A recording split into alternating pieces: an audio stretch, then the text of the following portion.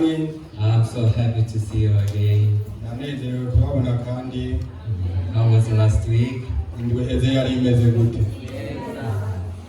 Really, there is someone who provides happiness in our life. Byukuri hariho umuntu ashira umunezero mu mitima yacu. And thankfully, that person is God who is for us. Kandi uwo muntu byukuri ni Imana idukunda. So I though we are in trial, we are able to rejoice all the time. Nicyo bituma naho tuba turi mu bigeragezo dushobora kunezerwa igihe cyose. Even through this service, Rero biciye muri ino nkuka y'imisa, God is going to make us to rejoice together. Imana igiye kutunezeza twese hamwe. Let's worship. Praise Jesus. Let's open Reka twugure Bibiliya book of Mark, mu gitabo cya Mariko. Mark 12, Mariko ikigabane cya 12 from verse 1 through 12. Mariko 12 kuva ku murongo wa mbere gushika ku wa 12. Turasoma mu Kirundi. Are you ready?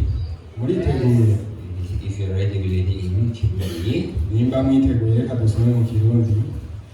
Mariko ikigabane cya 12 kuva ku murongo wa mbere gushika ku wa 12.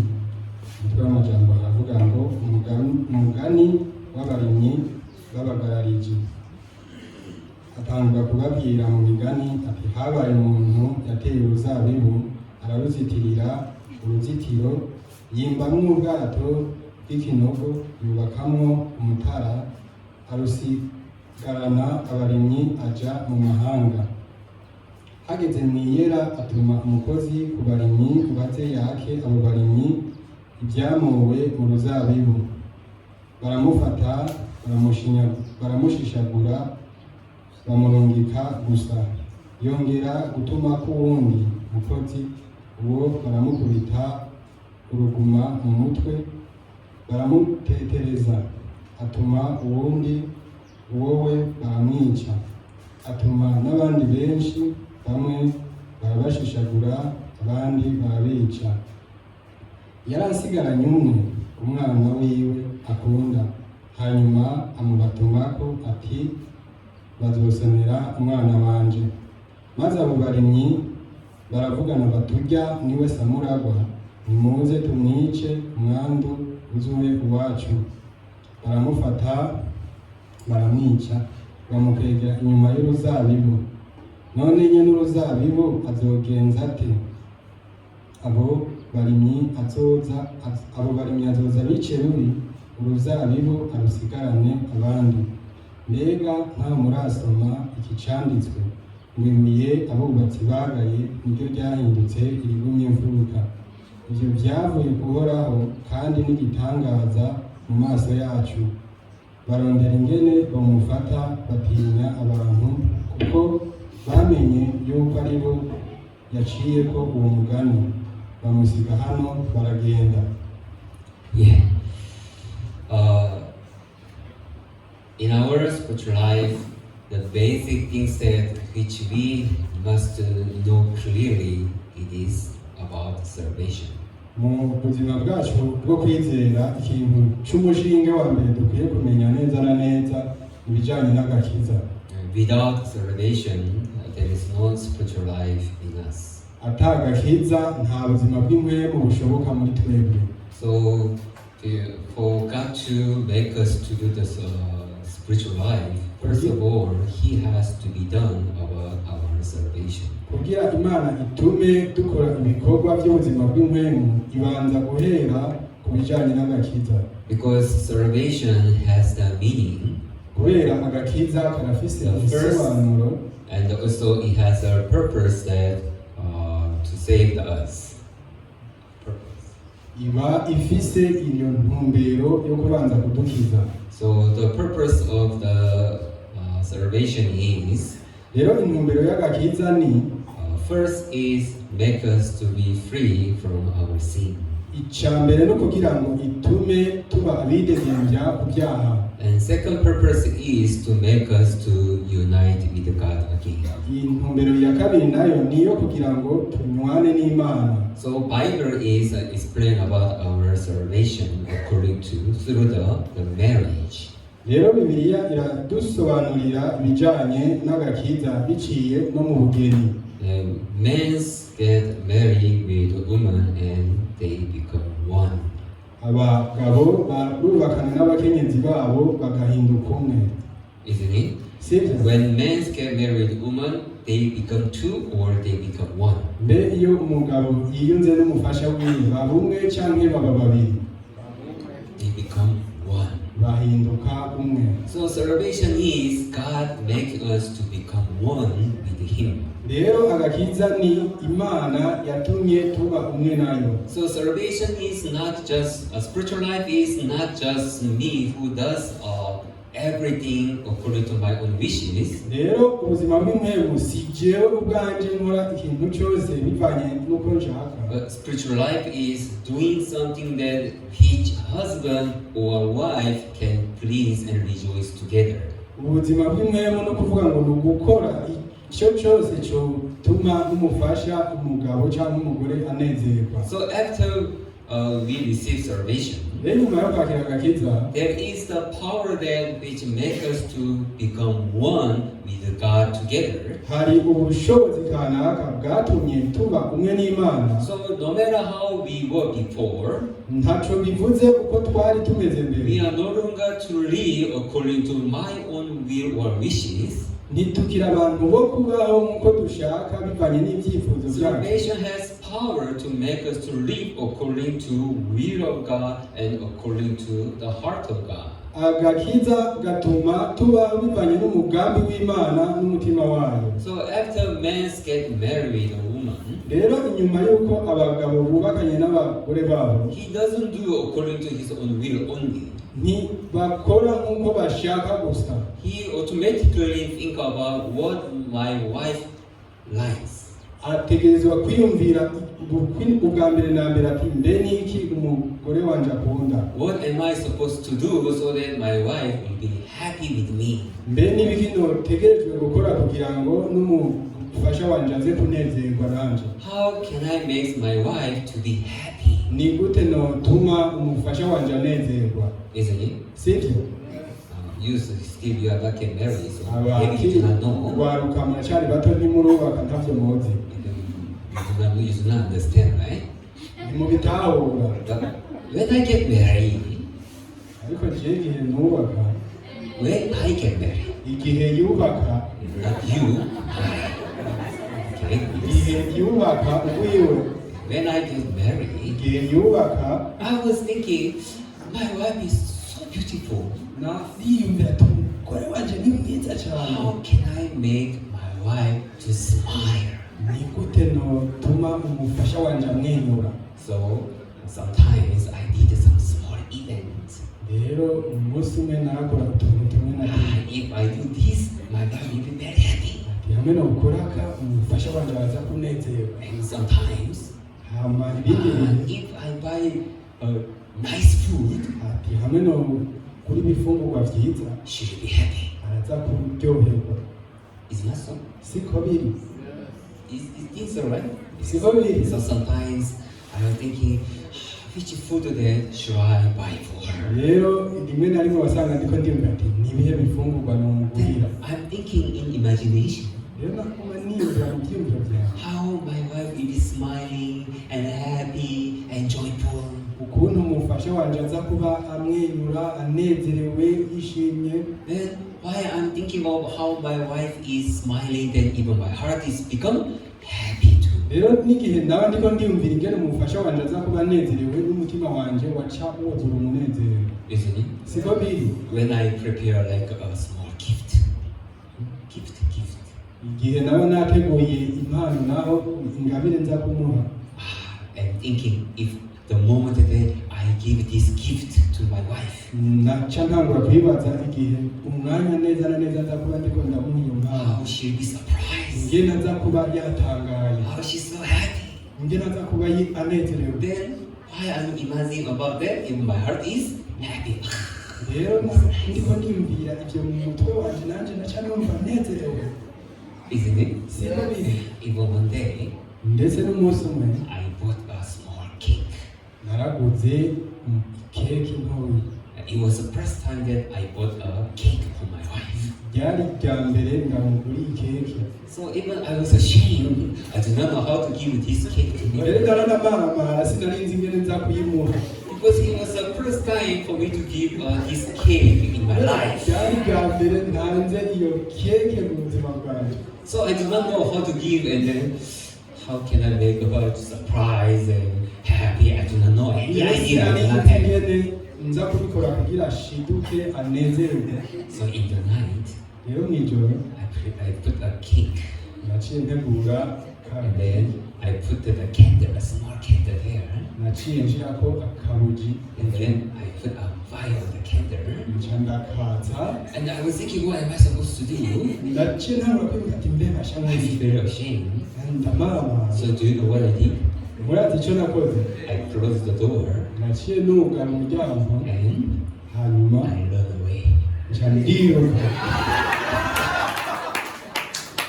So when my wife came in the room, rero igihe umufasha wanje yaza mu cyumba, she find a cake. yaciye ahasanga iyo keke. So that I don't know what to do. icyo gihe sinamenye ibyo ndi So bukore I neza, just ran away. naciye niruka. And later I came back to home. hanyuma ndagaruka kandi And then I see how is my wife.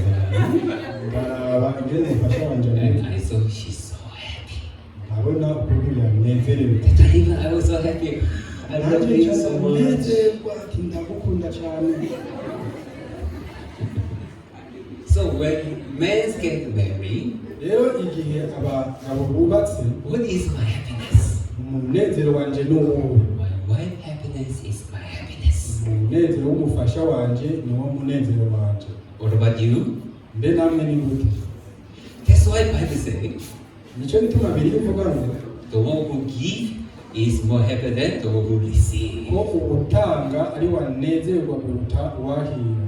Yes, so salvation, power over salvation is rero ubushobozi bw'agakiza ni it do not make us to seeking for my own happiness, si bituma jewe mpiga umunezero wanje, but it make us to seeking for others' happiness. ni bituma ahubwo mpiga umunezero w'abandi. Which means when you preach gospel, bisobanura ngo iyo wigisha when others ubutumwa get bwiza salvation, hama abandi bakakira we agakiza, are giving my gift. niko mba ndiko ndatanga impano The yanjye. eternal life that I have, I share with you. ubugingo budashira mvise mba nabusangije Even abandi. it becomes our happiness also. nicyo bihinduka rero umunezero wacu natwe. And also when we do the will of God, rero kandi iyo dukoze ugushaka kw'Imana, which God pleased with me, nibyo Imana inezererwa, even it becomes my happiness as well.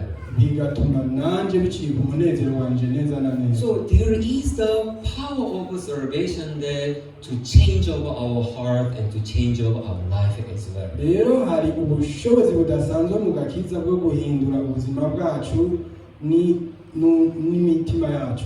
So that God has made us to live in the happiness once we unite with Him. kuko Imana yatumye tuba muri uno munezero igihe cyose tuhisemo kwiyunga nayo. So the power of salvation is making us to do the spiritual life. kugira ngo ubushobozi bw'agakiza butume tubaho buno buzima bw'impwemu. Yes, salvation is not just to leave us alone. agakiza si ukutureka twenyine. It continually makes us to have some like a relationship with God. bituma ahubwo tubandanya kugira ubwiyunge n'Imana. And it also give affection one another. bigatuma kandi duhanahana urukundo. Yeah, when men get married with a woman, rero iyo umugabo yubakanye n'umufasha wiwe, they are not living alone. ntibaba babayeho They are living together, right? umwe kuri umwe babana bose hamwe. isn't it? Si So ko biri. always they are facing one another, Misi yose kuba bararabana so that they interfere on others' life together. kugira ngo bagende binjira mu buzima bw'umwe n'uwundi bari There's kumwe. no one who live alone after they get married.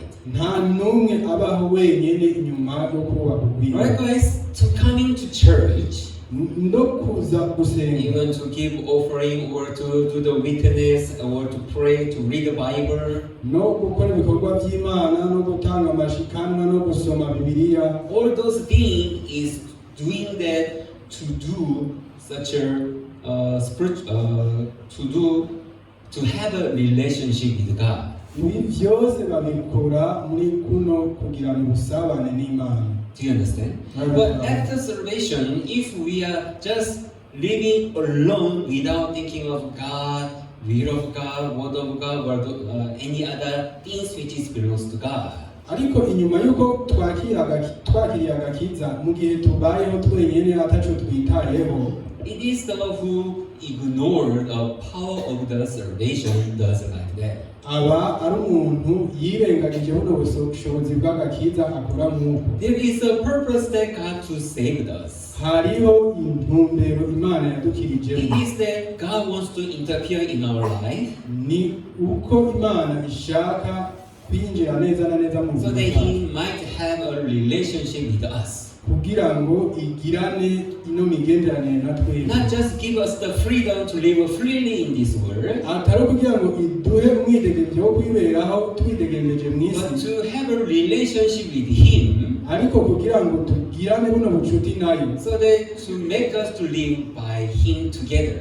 kugira ngo itume tubana nayo. Yeah, last time we had the missionary meeting, Ubuheze twaragize umubonano w'abamisiyonari, and then the pastor was talking like this. umwungere rero yariko aravuga nk'uko Yeah, we are born again Christians. ati turaba Kristo bavutse And bwa the kabiri. life that who are born again Christians live, Rero ubuzima Kristo yavutse bwa kabiri abaho, yeah, no matter what kind of sadness, difficulties, circumstances that we are facing, ntacyo bivuze umubabaro wose tugira n'ibihe bigoye ducamo, always at the end our heart turn to the hope.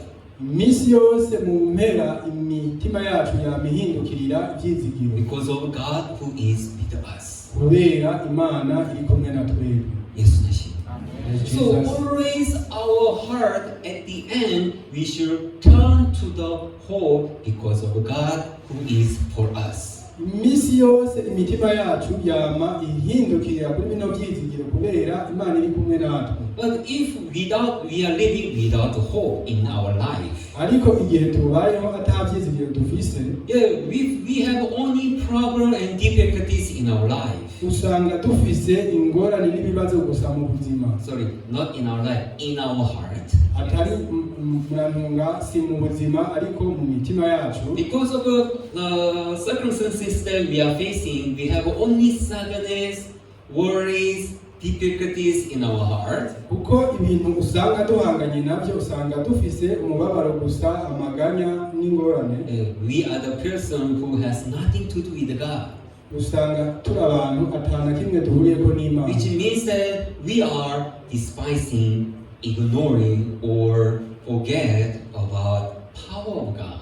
Bisobanura ngo tuba turiko turirengagiza dusuzugura buno bushobozi bw'Imana. Surely God saved us through by the one purpose. By'ukuri Imana yadukijije ifise ino ntumbero imwe. I shall be with them. Nzobana nabo. Yes, Mashiach. Praise Jesus. God saved us for Him to be with us. Imana yadukijije kugira ngo ibane natwe. Brethren, God wants to be with you. Bene data, Imana ishaka kubana namwe. That's why God saved us. Nico gituma yaducunguye. So as long as we are together with God, Rero kuva tukiri kumwe n'Imana, surely in our life there is no failure at all. nukuri nta kunanirwa kuzoba mu buzima bwacu. That is what Bible is testifying. Ivyo nivyo Bibiliya ishingira intahe. Yeah, but problem is in our heart. Ariko ingorane nuko mu mitima yacu, So there is great love, great mercy for us. naho hari urukundo rutangaje n'impuhwe zitangaje, Our heart doesn't want to be with God. That is the heart that it is Satan put in us continually. imitima yacu usanga idashaka kubana n'Imana, ubwo nibwo bubunge Satana dushiramo ubudasiba. But the truth is, God, once He saved us, Ariko ukuri nuko Imana kuva yaducunguye, there is no one who live for himself. nta numwe aba kibaho kubwiwe. God has changed us to live for others. Imana iba yaduhinduye kugira ngo tubeho Because kubw'abandi. if we see in the book of Romans, Iyo turavye mu gitabo c'Abaroma, Romans chapter 14, Abaroma ikigabane ca 14, verse 7, Abaroma ikigabane ca 14 umurongo w'indwi, Romans 14, Abaroma 14 umurongo w'indwi, haravuga ngo, verse 7 say, for none of us live to himself, and no one dies to himself. Abaroma 14 umurongo w'indwi havuga ngo, kuko ata muntu muri twebwe ariho kubwiwe canke apfa kubwiwe. And verse 8 say, Umurongo w'umunani naho haravuga ngo, for if we live to the Lord, and if we die to the Lord. Therefore, whether we live or die, we are the Lord's. umunani haravuga ngo, namba turiho kuba ab'umwami, kandi namba dupfa dupfira kuba ab'umwami. Nuko namba turiho canke namba dupfa turi ab'umwami. Yeah, here verses 7 and 8 is talking about our life, whether we live or we die. Rero hano ku murongo w'indwi n'umunani hariko haravuga ku bijanye n'ubuzima bwacu, twaba twapfuye canke turiho. Here, according to what verses say, we can discover one thing clearly. Aha rero biciye mu vyo Bibiliya ivuze, tugashobora kubura ikintu kimwe. There is no longer myself. Ntabwo akiri jewe. There is no myself there. Nta jewe akiriho. In the salvation that God has made, there is no myself anymore. Biciye mu gakiza Imana yakoze, nta jewe akiriho. Do you understand what I'm saying? Barabitaho. Yeah, God has finished about myself. Imana yararangije ibijyanye na jewe. We became the Lord, Twahindutse urukundo. right? There is no one who live for myself or to die for myself. Nta numwe agipfa kubwiwe canke ngabeho kubwiwe. Everything that we do is just for the Lord. Ibyo dukora byose tubikora kubw'umwami. But how do we think about our life? Mbe ariko ni gute tubyiyumvira ku We bijyanye think that n'ubuzima? there is myself, me. Tuguma twiyumvira ngo hariho jewe. But truth is, in the Bible, God has finished about myself. Ariko kuri nuko biciye muri Bibiliya Imana yararangije jewe. But in our heart, still myself is existing. Ariko mu mitima yacu usanga jewe nguma niyumvira ngo ndacariho. So always we are thinking God and me is inseparable. That's how we are thinking, right? Iminsi yose tuguma twiyumvira ngo jewe n'Imana turatandukanye. God is God and me, myself is me. Imana ni Imana, jewe nanje ni jewe nyene. Isn't it? Always we are thinking in like a different thing. Rero dusanga twama twiyumvira kuri buno butandukanye. But what Bible say is, it is not. Yourself is finished. Ariko Bibiliya ivuga ngo ntakiri wewe wararangiye. That's why Bible say, after man can marry woman, become one. Nicyo gituma Bibiliya ivuga ngo inyuma y'uko umugabo yubakanye n'umufasha wiwe bahinduka umwe. But we feel like my wife, is me, is myself. Ariko igihe mvuze ngo jewe ni jewe, umugore wanje ni n'umugore But the wanje. one which the Bible say, no, not two, you are one. Ariko icyo Bibiliya ivuga ntivuga ngo ni babiri, ariko ivuga ngo ni umwe. So now God and me, we are one, not two anymore. Rero kuva ubu jewe n'Imana turi umwe, nta babiri bakibaho. So then through the salvation, God has made us to live with God as one, not as two. Kugira ngo ivyo Imana yakoze biciye mu gakiza bitume jewe n'Imana tuba umwe. Then if we become one, Kuko iyo ducitse umwe, if we are one now, hamwe twoba turi umwe nk'ubu Not if. Now we are one. turi umwe ubu turi umwe. Yesu nashimwe. Yesu ashimwe. Truth is we are one now. Ukuri ni uko ubu turi umwe. Then if we are one now, rero hamwe turi umwe ubu life that I live now ubuzima turiko turabaho ubu is not for myself. There is no more myself. si ubwiwanje jewe kubera ko nta jewe akibaho. Truth is, it is for the Lord. ibyo ni uko ari ubw'umwami. That's how God changed completely through the salvation. Ibyo nibyo Imana yahinduye ijana ku ijana biciye mu gakiza. Yeah, but the one who do not knew about this, ariko ku batazi ibi always they are thinking separately about themselves. baguma biyumvira ugutandukanye. So always people think that I have to do well in front of God. That's how they are thinking. Iminsi yose baca baguma biyumvira ngo nkwiye gukora neza imbere y'Imana. And the one who do not believe in salvation, abadashikamye mu gakiza always they are thinking I am sinner. baguma biyumvira ngo I have iminsi yose to obey the ndumva law.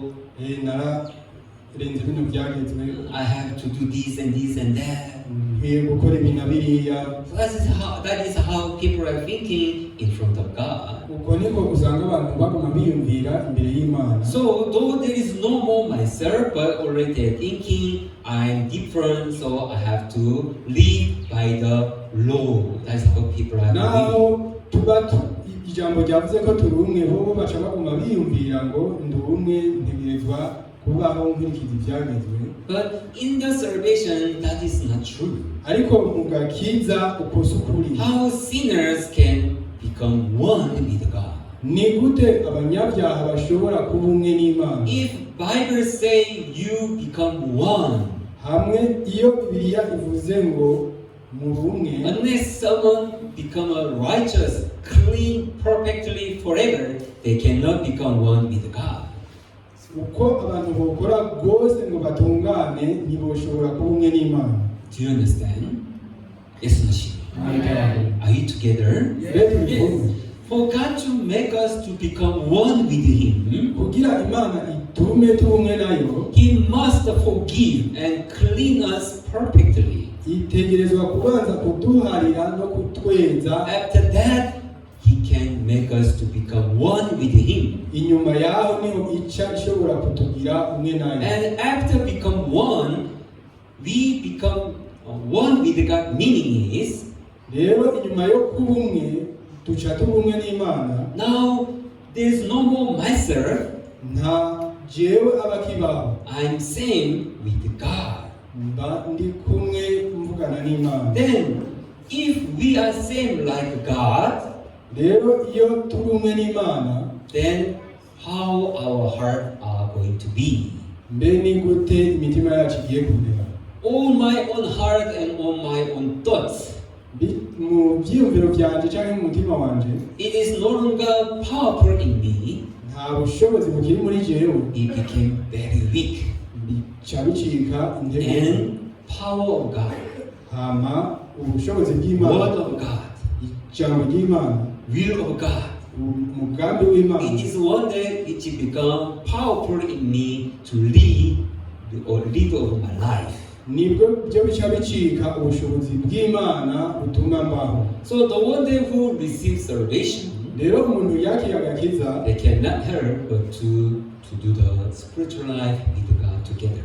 nta kindi baba bafise cyo gukora uretse kubaho ubuzima bw'imwemu bari kumwe n'Imana. Attending church, coming to church, it is not, we cannot say that it is everything about our spiritual life. kuza ku ishengero, kuza gusenga, ntabwo tuvuga ngo ni ikintu icyo ari cyo cyose mu Without buzima. even salvation, people, they can attend the church. kuko n'abantu batakiriye agakiza barashobora kuza ku ishengero. Isn't it? There are so many who goes to church without the salvation. hari abantu benshi baja mu mashengero atagakiza And bafite, people think that I'm fine because I believe in God, I love God, I worship God. kandi usanga biyumvira ati meze neza ndakunda Imana.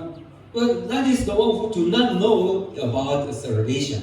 ariko abo n'abantu batazi agakiza. Salvation has nothing to do to attend the church. Agakiza ntawe bihuriye n'ibyo byo kuza kwishima. Salvation is about our seeing how you have been washed and united with God. Agakiza ni kubijanye n'ibyaha ingene vyogejwe n'ingene twanywanye n'Imana. But many people do not thinking about salvation. Abantu benshi rero ntibiyumvira kuri kano gakiza. And just they are thinking about what am I doing in front of God, thinking of themselves, myself. Baguma biyumvira gusa ngo mbe n'iki ndiko ndakora imbere y'Imana. But salvation is not to looking about myself, Ariko agakiza si kwiraba jewe, but to looking at what God has He done for me. ariko no kuraba ngo mbe n'iki Imana yankoreye. That is the one that which we have to concern. Ivyo nivyo bituraba byonyene. So after salvation also saying, N'inyuma y'agakiza rero it's not to thinking of me, si kwiyumvira jewe ubwanje, but it makes us thinking of God continually. bituma twiyumvira ku Mana udasiba. Yes, yeah, so if we are born again, Rero inyuma y'uko twavutse ubwa then kabiri now we become one. tugacika umwe, And heart of God is the one that to full over my heart, to lead over my life. kugira ngo umutima w'Imana abe ari wo wuzura jewe urongora ubuzima bwanje. So that God is the one that who lead us to do the spiritual life. Kugira ngo Imana abe ari turongorera gukora bino bikorwa by'umwemu. To love God, to worship God, to read the Bible, Gukunda and Imana, also kuyininaza, to do the gusoma witness, Bibiliya, gushinga intahe, to do witness also. no kwigisha ubutumwa bwiza. The one that which God like, Ibyo Imana ikunda, the one that which He love. ibyo inogera, That is one that also we like also to love together. nibyo natwe usanga tunogera turi kumwe nayo. Because we are one. Kubera ko turi umwe. Amen. Yeah, so truth is there is no more myself. Ukuri nuko rero atajewe ubwanje akibaho. But probably always we are thinking of myself as if there is myself. Ariko ingorane nuko twama twiyumvira ngo hariho jewe nk'uko umengo ndabaho. Bible testify when Jesus Christ died on the cross, we will die together. Bibiliya yashinga intahe ngo igihe Yesu yari ku musaraba twapfanye nawe.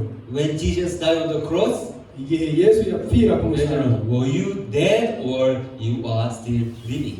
mbe mwarapfuye cyangwa mwe mwagumye mubaho?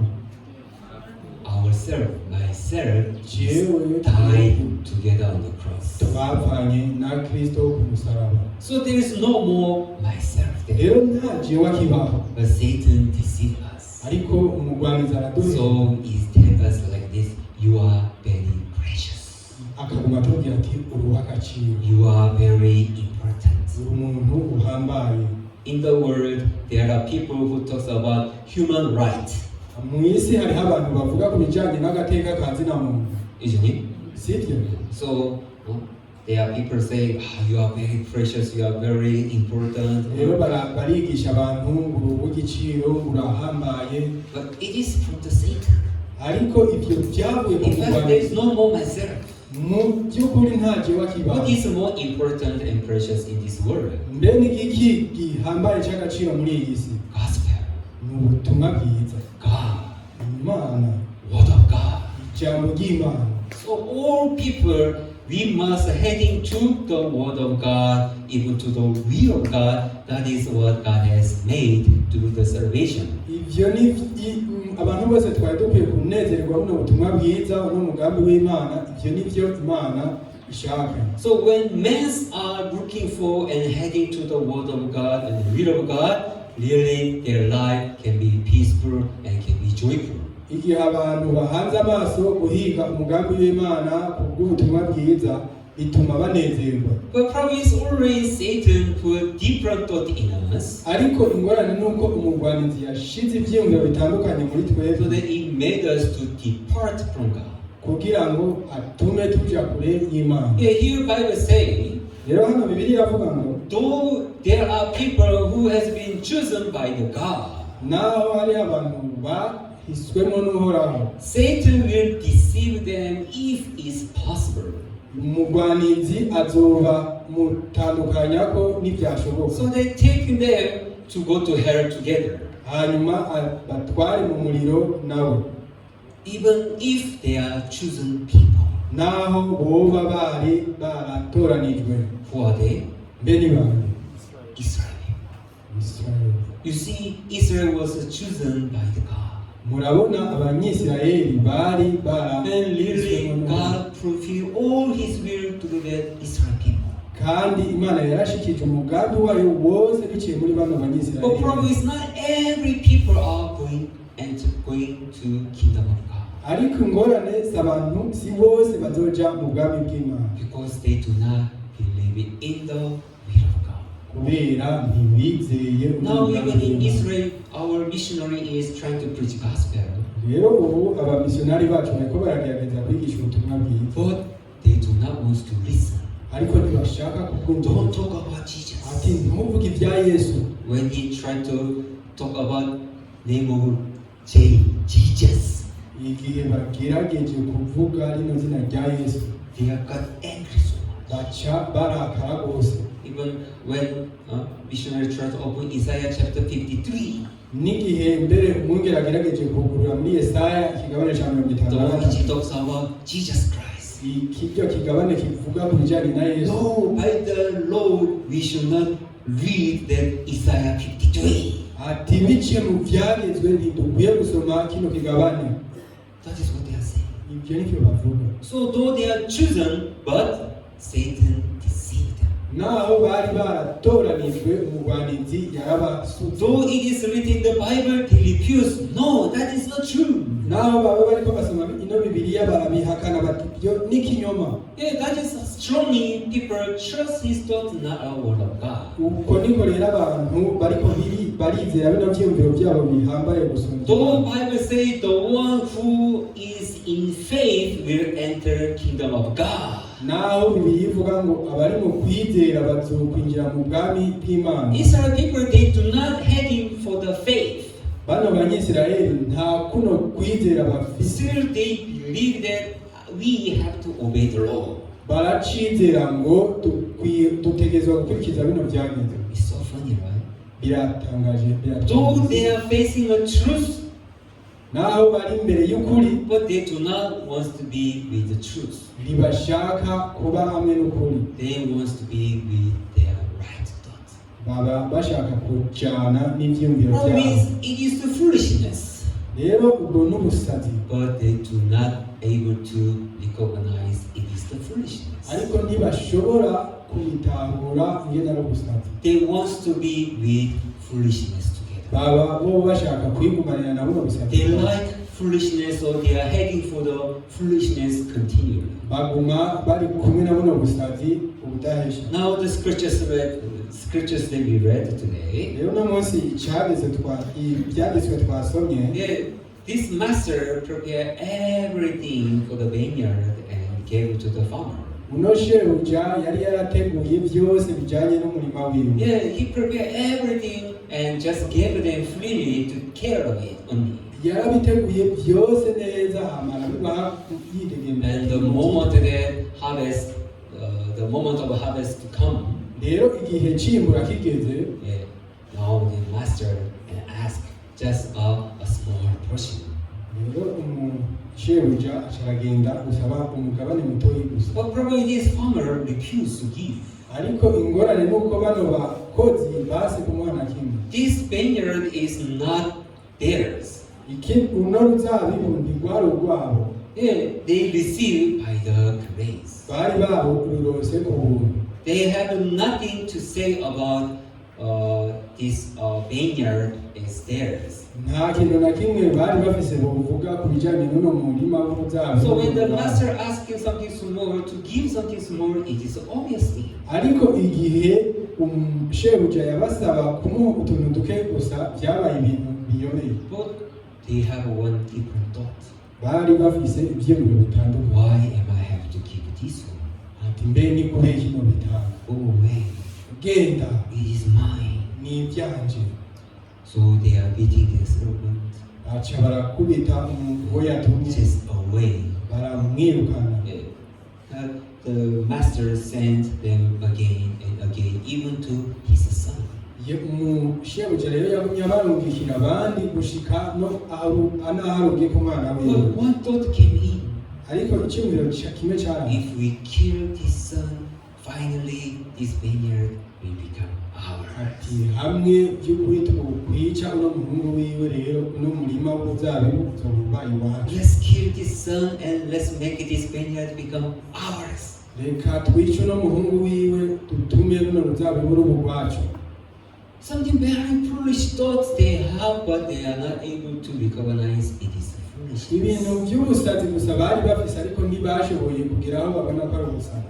They are not able to think, though we kill this son, but still master is living there. Ntibashoboye kugira aho biyumvira bati naho twishe uno mwana databuja aracariho. This master who is living will come and will chase away, will kill us. They are not able to think of the moment. Ntibiyumvira ati uno databuja akiriho azoza atwirukane.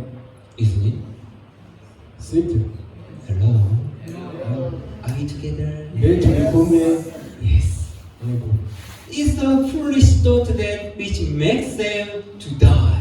Ico rero cyabaye icyumviro cy'ubusazi cyatumye bapfa. If they are able to just have that vineyard under grace, Iyo baza kuba barakiriye runo ruzabibu biciye mu buntu, though it doesn't become theirs, naho rutari rwabaye urwabo, but unless they are able to stay joyfully under the grace of the Master, gushika bakiri kumwe n'ubuntu banezerewe n'ubuntu bwa shebuja. the problem is they do not want to stay under the grace. Ariko ingorane nuko batashatse kuba munsi y'ubuntu, They want to live with their own power. bashatse kubaho biciye mu nkomezi. They want to live with their own. Bashatse kubaho ku bwabo. That's why they are thinking it will become mine, so that everything I can do with the things that belongs to me.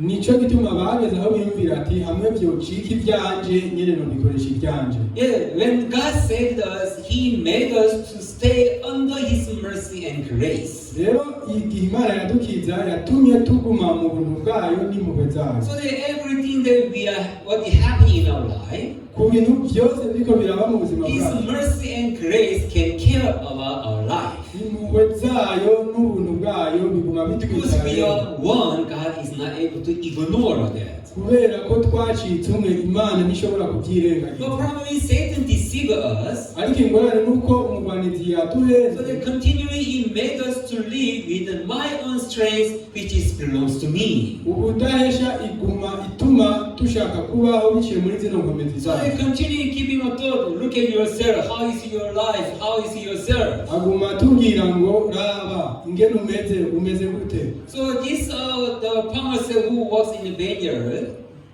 the farmer who Abo in the ni vineyard, nkuko abo barimyi bakora mu ngoro though zabo, they have everything by grace, naho bari barose buri kimwe ku but buntu, they, with their own foolishness, their own thoughts, they want to go out of the grace. ariko biciye mu busazi bwabo mu vyumviro byabo bashatse byatumye basohoka muri uno murima. So they want to make them as someone who has nothing to do with this master.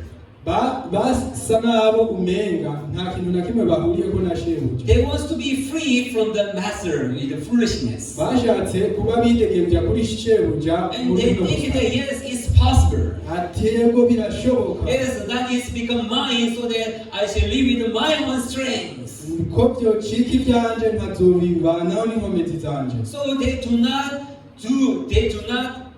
stay with the master continue. Rero ni byatumye babandanya bari kumwe na shebuja. They want to separate from the master. Bashatse kwitandukanya nawe. Yeah. What is the mind that to be separated from the master? Mbe uno mutima uvuga ngo gutandukana na shebuja ni iki? To become strong by myself. Kuba umunyenkomezi. To become perfect by myself. Kuba ubutunganye That ubwanje. is the mind that which makes the people to separate from the master. Uwo niwo mutima utuma abantu batandukana na shebuja. Now the one which God tells us, Rero icyo Imana kiratubwira, yes, you became one with me, ati mwacitsa umwe nanje, because you are with me. kubera muri kumwe You nanje. have all the murafise ubushobozi you are able to have everything. murashobora kuronka buri kimwe. Yesu nashimwe. Praise Jesus. Why are we powerful and have everything? Mbe ni kubera iki turi abanyenkomezi kandi dufise buri kimwe? Because we all became one with God. Kubera ko twashitse umwe n'Imana. Amen. Yeah, but what does Satan say to us? Ariko icyo Satani atubwira ni You are not powerful enough. ati nturi umunyenkomezi Still, you uhagije. are not enough. Ntuhagije. And you are weak. Uracyari umunyantege nke. So try your best. Gerageza uko bishoboka. Look at yourself. Kora uko ushoboye How kose. you are so weak, how you are very different from others. Umunyantege nke ni gute utandukanye n'abandi. That's how he deceives us and make us our heart to separate from God, though already we are became one with God. Uko ni kwaguma duhenda kugira ngo dutandukanye n'Imana naho twari twarabaye umwe. So that really we does the spiritual life because we become one. Kugira tubeho buno buzima bw'imwemu nuko twabaye umwe. So that in that unity, God has put everything in us. Kuko Imana yasize buri kintu cyose muri buno bumwe. So that also God made us to live for the Lord, even to die for the Lord. Kugira ngo Imana itume tubaho kubw'umwami ndetse dupfe no kubw'umwami. But Satan said, "It is not. Ariko mugwaniza avuga ati suko bimeze. Yourself is very important and precious." Wewe urahambaye uw'agaciro. Once we have such a thought, once we accept such a thought in us, Rero kuva twakiriye bino byiyumviro now we begin to have different heart in us. duca dutangura kugira imitima itandukanye muri Like this, the farmers, nka kuno kwa bano barimyi we want to be free from God. duca dushaka kuja I do kurigana. not want to stay under the master. Ntituba abantu bagishaka kuguma munsi ya shebuja. I do not want to live with God. Singishaka kuba kumwe n'Imana. I do not want to live by the grace of God. Singishaka kuba mu buntu bw'Imana. What is the meaning of gospel? Mbe ubutumwa bwiza busobanura iki? What is the meaning of the will of God? Mbe umugambi w'Imana no kuvuga iki? I am not happy with it. Ibi sindabinezerewe. I'm not interested with the will of God. Ibyo ntibi mpangayikishije I'm cyane. not interested with the church. Singihangayikishijwe n'ishengero. I'm not interested with the spiritual life. Singihangayikishijwe n'ubuzima bw'Imana. Let me live freely for myself. Rero nca ntangura kubaho ubwanje. Let me live for my flesh. Reka mbeho ku bwanje. Let me care for my flesh. Reka niteho umubiri wanje. Let me care over my life. Reka niteho ubuzima bwanje. Though when we are together with God, we have everything. Naho igihe tuba twari kumwe n'Imana twari dufise buri kimwe. We want to go out of that everything that which God provides. Duca tuja kure y'ibyo byose Imana yari yaratanze. How it is the thought of the foolishness. Mbe ni gute ari ibyiyumviro by'ubusazi? It's not so. Siko biri? Do you agree with it? Mbe murabyemera? Yeah, that is the foolishness that we have. I can be free from God so that I can do freely according to what I want. Ubwo nibwo busazi dufise bwo kwiyumvira ngo ndashobora kuba uwidegembya ku Mana. That's how we do not want to be with God. Niko rero usanga twabaye abadashaka kuba kumwe n'Imana ukundi. Though it is the foolishness, but we are not able to recognize it. Naho ari ubusazi usanga tudashoboye kubimenya. As Elder testified, we also had a fellowship in brothers meeting. Na nkuko Elder yabishinze ntahe twaragize umubonano ibiganiro na bene data bubatse. I was thinking about angels. Nariko ndiyumvira ku bijanye How they are so good and precious position that they are in now. Nariko ndiyumvira ku bijanye n'abamarayika ingene arabagaciro cyane. As long as they are staying as angels, Nkuko baba bakiriho arabamarayika. they are under the mightiness of God. Baba bari munsi y'ubushobozi bw'Imana. Isn't it? Siko biri? Do you know world of angel? Mbe murazi uruzitiro rw'abamarayika. There is a group,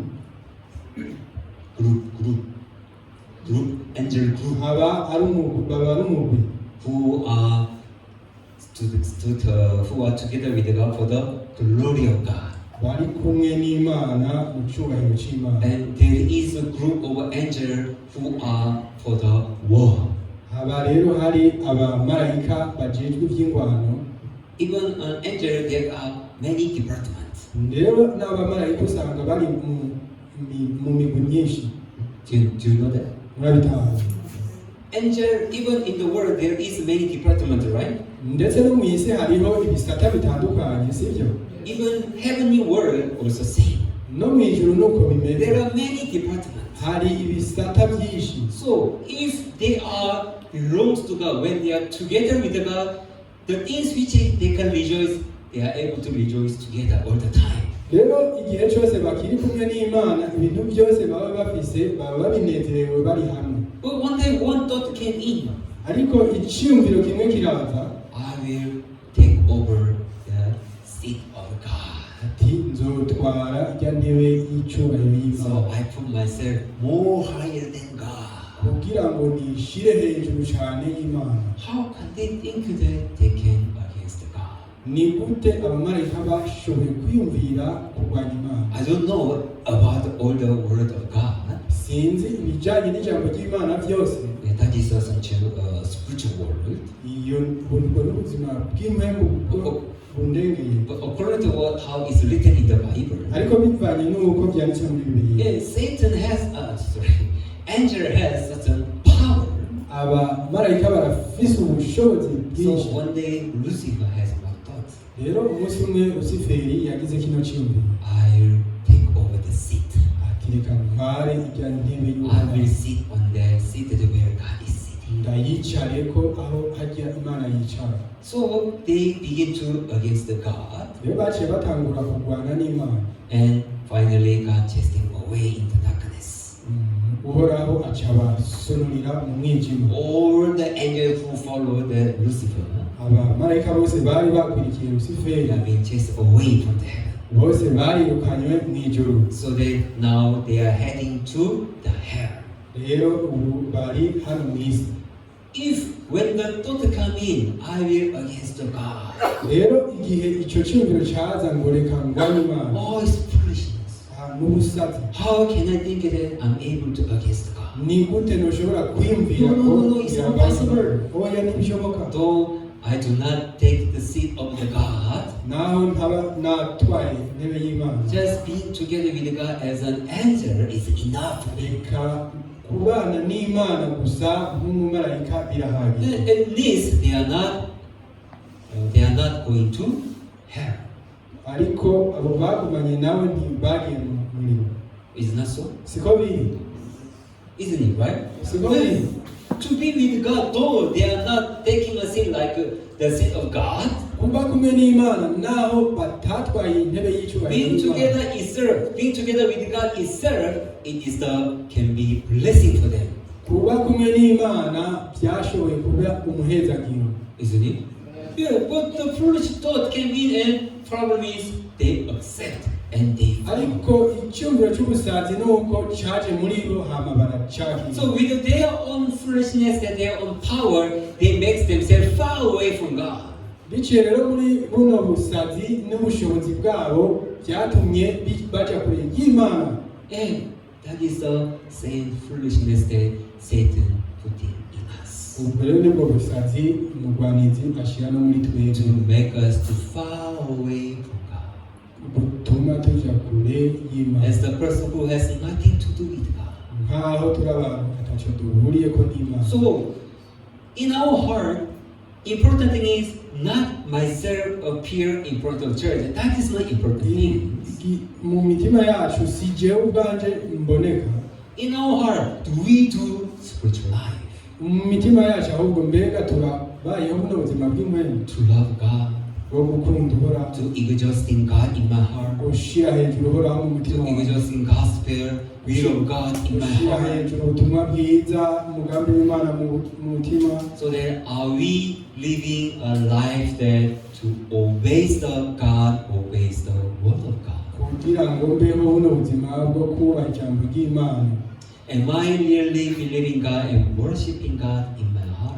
Mbere by'ukuri ndizera imana nkanayiniraza. Am I putting church, this gospel, word of God as most precious thing in this world in my heart? Mbega ndiko ndashigikira buno butumwa bwiza nk'ari cyo kintu cy'agaciro gikomeye muri iyi si. So that though we are passing through difficulties and such a hard things in our life, naho turiko turaca muri bino bihe bigoye, are we going through by the faith because of this gospel? mbe turiko tubicamo mu kwizera kubwa buno butumwa bwiza. Though we are facing challenge, but no, these things are nothing but this gospel, and my salvation is most precious thing in this world. Naho turiko turaca muri bino bihe bigoye, mbega nibyo bihambaye canke ni buno butumwa bwiza. And for that purpose, God saved us.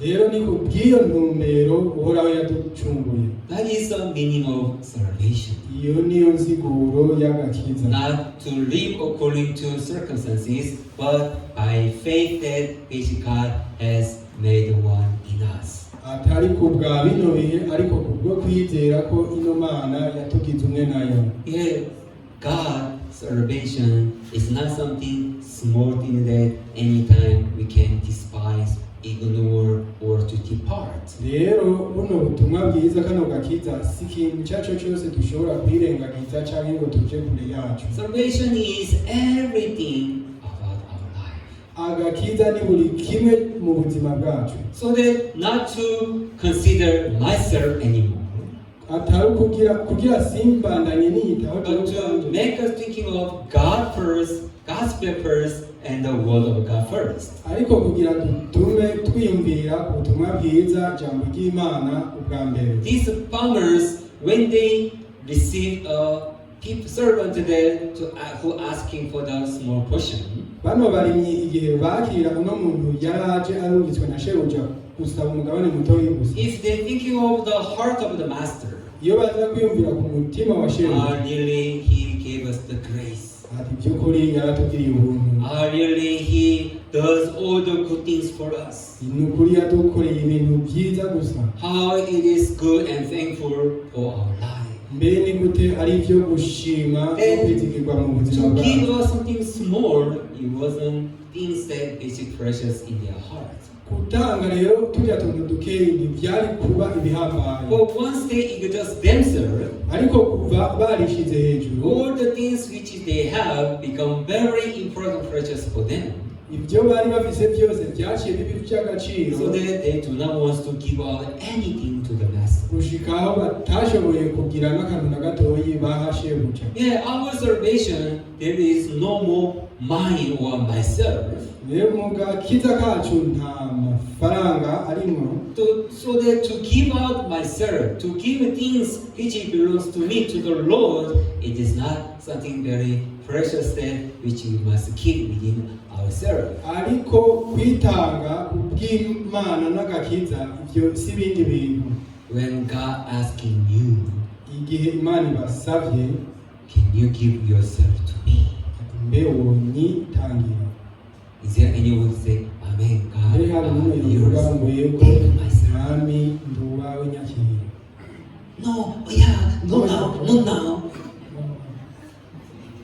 Oh yeah, Oya, not now, oya, not now, not now, ubu nyene, ubu nyene.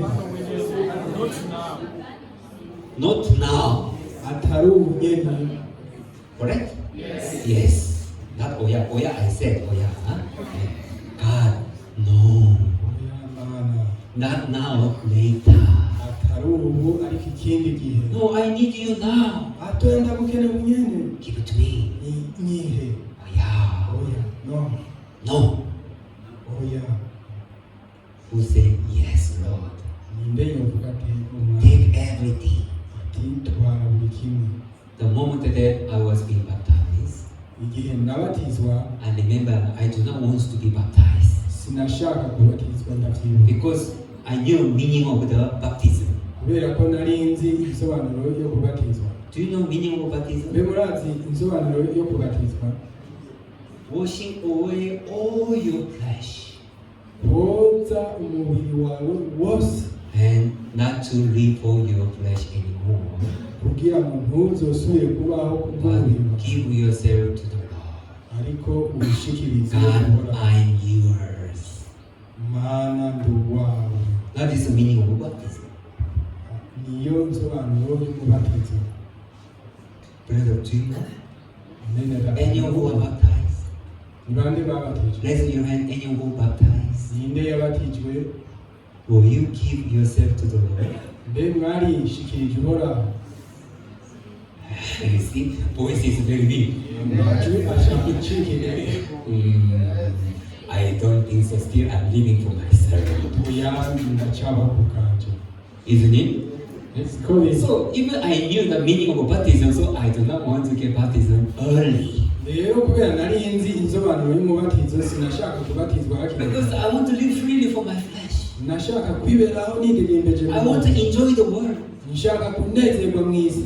You know, the moment that I was taking alcohol, Mbe murazi igihe nari nkinywa inzoga. it was very sweet in my mouth. Byari bisosa mu kanwa cyane. Such wonderful things in the world. Mbe ukuntu biryoshe. Have you ever tasted alcohol? Hari n'umwe yahonje inzoga. Anyone who drink beer? Yeah. Yes, in drunk. Ninde yanyoye? Anyone who drink beer a lot? Not a lot. Even any one time, single time. Raise your hand. N'uba yarayinyoye rimwe basi. Only few like this in our church. Church nk'uku gusa. Youth, I know you are drinking beer while you are not drinking. Wakandatira. Anyway, Ko bikoze. when I drink, Igihe nanyuma.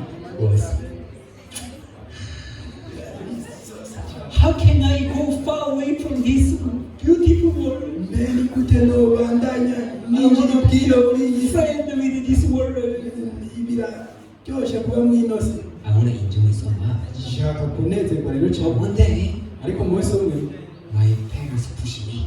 ababyeyi banje You baransubije should go and do the baptism. ati genda ubatizwe. No, not this time. Atoya ntiharagera. No, Genda. you have to go. Genda. No.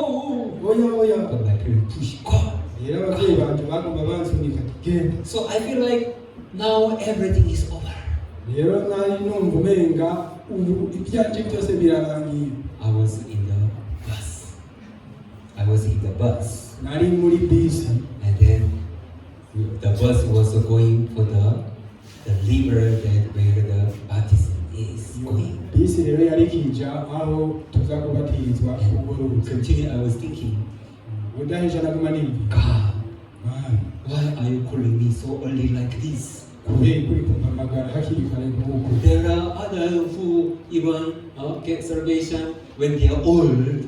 Hari n'abakiriye agakiza bashaje. For God, why are you calling me so early when I'm young like this age? Man, ariko ni kubera iki uri kurampamagara nkiri umuto nk'uko. God, how come you call me so early? Later maybe you can call me. Ni gute umpamagaye hakiri kare nk'uko? Kumbure wari kumpamagara mu nyuma. It was a winter. Hari mu gihe cy'ubukanye. The temperature was -10 degrees. Temperature -10. Ubushuhe bwari munsi -10. bwari munsi ya 10. Very cold. Hakanye cyane. And I was in the water. Rero nari mu mazi. They tried to put me in the water. Rero bashatse kumwibiriza mu mazi. But I do not bend my knee. I do not want to bend my knee. Ariko sinashaka kupfunya amavi yanje. Pastor told me, Mwingira cyane. hey brother, Ati mwene data. break your knee. Vuna amavi yawe. Gonda amavi yawe. God please. Mwana ndagusabye. They push me. Baca baranyibiriza. I was put in the water. Ndabibira mu mazi. Come up. Fire. And then they pray by the name of the Holy God, Son, and Holy Spirit. Rero baca baransengera mu izina rya data na mwana na mpwemu yera. I come up from the river. Nca ndava mu urwo ruzi. And then I was sitting in the bus again. Naciye nsubira nanje ndiyibiriza. And that time, I felt like God is calling me. Icyo gihe rero naciye numva yuko Imana ari byose kuri jewe. Finally, Amaherezo you are mine. nanje.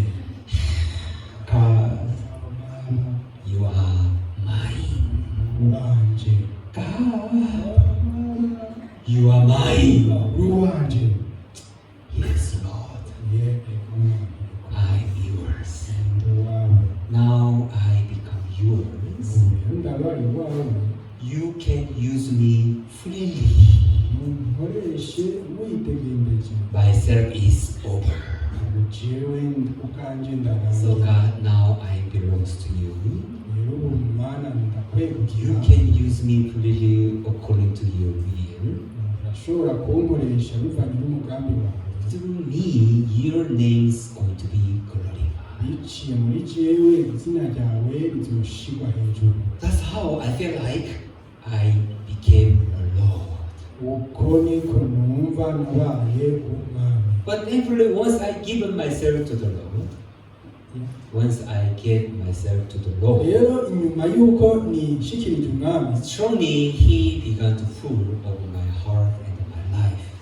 hari ibindi bintu byaciye bitangura kudurumbanya ubuzima bwanjye. Not doing according to my own heart, Sinakora nk'uko umutima wanjye ushaka. but heart of God is the one that who rules over me. Umutima w'Imana rero waciye unyuzura. That's how I came up to this place. Uko rero niko nashitse no muri kino kibanza. Brethren, Bene data, once you become one, kuva mubaye umwe, God has His will in each every Imana irafise in each umugambi, every brethren.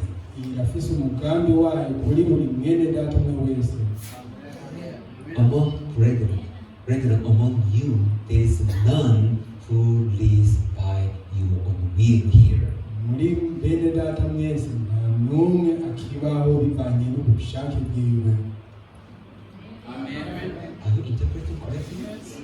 Why is no? Why to say amen? Kubera ko mutishura ngo amen. You have none. There is none of you who live by your own will here. Nta n'umwe akibaho kubw'ubushake bwiwe hano. Now you interpret correctly.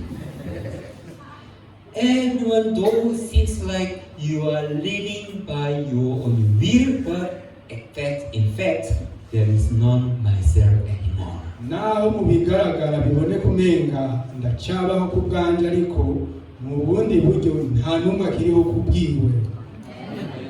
If you are born again, Inyuma yuko wavutse bwa we kabiri, shall believe that I am living by the will of God.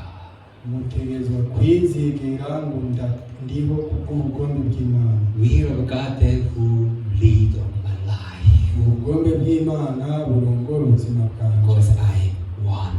kubera ko turi umwe.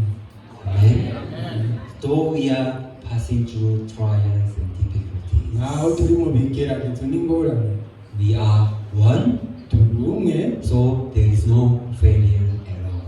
rero nta kunanirwa There is no kuzobaho, sadness at all.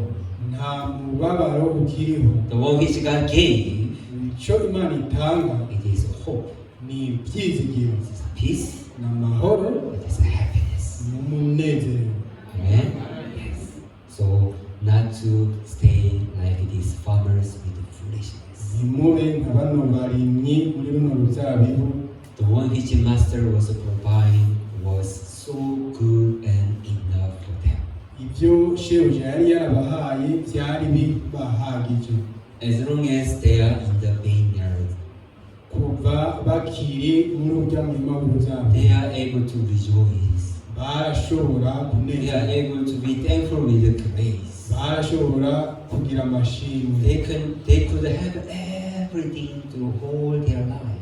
Bari bafise byose bishobora gukenerwa mu buzima, But by the one foolish thought, ariko biciye muri kino cyumviro kimwe cy'ubusambo, makes them to far away from the master vineyard. byatumye baja kure y'uruzabibu rwa shebuja, Even makes them to die.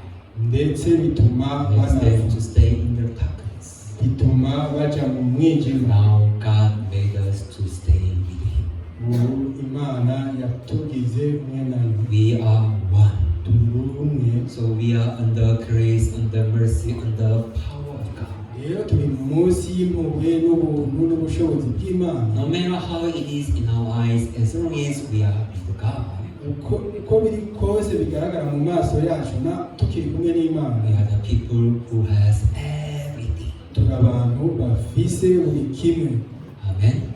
So God really put us in a position where we can rejoice. Rero Imana yadusize mu kibanza aho dushobora kunezererwa. So the one day which have against, it is the foolishness that it is Satan put in us. Icyo dukwiye kurwanya ahubwo ni cya cyiyumviro cy'umusazi kiza muri twebwe kivuye ku mugwanizi. It is not a God, it is not a word of God, promise of God, salvation that which God has put in us. Si agakiza, si isezerano Imana yasize muri twebwe. Amen. Hallelujah. Amen. Yes. Thank you so much. Murakoze For cyane. finishing today. Let's pray. Dear Heavenly Father, really we are so much thankful for your salvation. Mana data uri mu ijuru turakenguruka by'ukuri ku bijyanye n'agakiza kawe. You made us to become one with you. Watumye tuba umwe nawe. So made us to have everything that which is belongs to you. Kugira ngo turonke buri kimwe cyose kivuye kuri wewe. As long as we are living with you, we can rejoice, we can have everything continue to all our life. Kushika rero tukiri kumwe nawe turashobora kuronka buri kimwe cyose ubudasiba tukeneye mu buzima. But when the Satan put our foolishness in us, ariko igihe umugwanizi asize ubusazi muri twebwe, really God, we do not have the power to against the foolishness. Mana by'ukuri ntidushobora kugira ubushobozi bwo kurwanya ubusazi. So that time to time we have been deceived by the Satan. Rero kuko kenshi tuguma duhindura n'umugwanizi. And by ourselves we are pushing us to go away from you. Biciye muri twebwe usanga turi ko tuja kure yawe. That's how we are staying in the darkness. Uko niko tujya kuba mu mwijima. That's how we are staying in the sadness as well. Niko tujya kuba mu mubabaro. That's how we forget about you, your Niko grace. tunakwibagira n'ubuntu bwawe. But God, through this word today, Ariko Mana biciye muri rino jambo ryawe uno munsi, really there is no sadness at all since we became one with you. by'ukuri nta mubabaro ukiriho kuva turi kumwe nawe twabaye umwe. Even we shall not worry about ourselves because our life has been finished. By'ukuri ntidukwiye no kuguma tufise amaganya ku buzima bwacu kuko bwararangiye. God, you may remember all our brethren. Mana data niwibuke bene data, Give us wisdom, uduhe ubwenge, give us the faith, uduhe ukwizera, so that really all our brethren can rejoice with you together. kugira ngo bene data bose tunezererwe hamwe turi kumwe. If any brethren who are passing through trial, Nimba hari na mwene data ariko araca mu bigeragezo, God, you may show your mightiness, Mana n'umushingire intahe, you will show your mercies, uzomwereka impuhwe zawe, so that they shall enter into rest and peace. kugira ngo binjire muri kano karuhuko n'amahoro. Thank you, Lord. We pray in the name of Jesus Christ. Murakoze mwami tubisenze mu izina rya Yesu Kristo. Thank you.